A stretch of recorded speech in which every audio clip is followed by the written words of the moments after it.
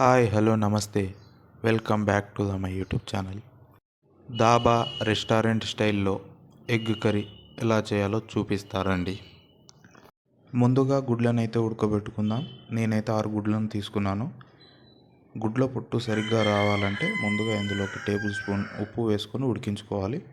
ఫ్లేమ్ని హైలో పెట్టి 8 నుండి 10 నిమిషాలు ఉడికించుకున్నామంటే సరిపోతుంది. ఉడికిన తర్వాత పొట్టు తీసేసుకొని ప్రతి గుడ్డుకు 4 చొప్పున నిలువు ఘాట్లు పెట్టుకోవాలి.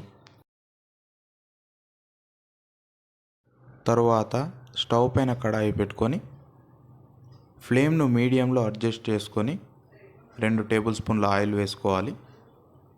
ఒక హాఫ్ టేబుల్ స్పూన్ పసుపు, హాఫ్ టేబుల్ స్పూన్ ఉప్పు వేసుకొని ఘాట్లు పెట్టి పక్కకు తీసి పెట్టుకున్న గుడ్లను ఇందులో వేసి పైభాగం ఆరెంజ్ కలర్లోకి మారేంత వరకు డీప్ ఫ్రై చేసుకోవాలి. డీప్ ఫ్రై చేసుకున్న ఈ గుడ్లను వేరొక గిన్నెలో పక్కకు తీసుకొని పెట్టుకోవాలి.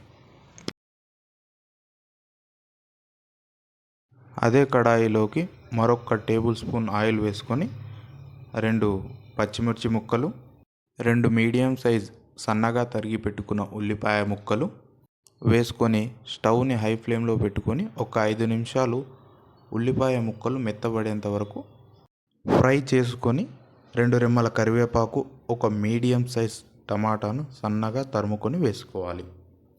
వీటన్నిటిని ఒక్కసారి బాగా మిక్స్ చేసుకొని ఇందులోకి హాఫ్ టేబుల్ స్పూన్ పసుపు, 1 టేబుల్ స్పూన్ ఉప్పు, 1 టేబుల్ స్పూన్ అల్లం వెల్లుల్లి పేస్ట్, 1 టేబుల్ స్పూన్ మిర్చి పౌడర్, 1 టేబుల్ స్పూన్ ధనియా పౌడర్ వేసుకొని స్టవ్ను మీడియం ఫ్లేమ్లో పెట్టుకొని ఒక 5 నిమిషాలు బాగా కుక్ చేసుకోవాలి. ఇందులోకి ఒక హాఫ్ కప్ వాటర్ వేసుకోవాలి, లేకుంటే గ్రేవీ అనేది అస్సలు ఏమీ ఉండదు. వాటర్ వేసుకున్న తర్వాత స్టవ్ని మీడియం ఫ్లేమ్లో ఉంచి ఒక 10 నిమిషాలు బాగా కుక్ చేసుకున్న తర్వాత ముందుగా డీప్ ఫ్రై చేసి పెట్టుకున్న గుడ్లని ఇందులోకి వేసుకోవాలి.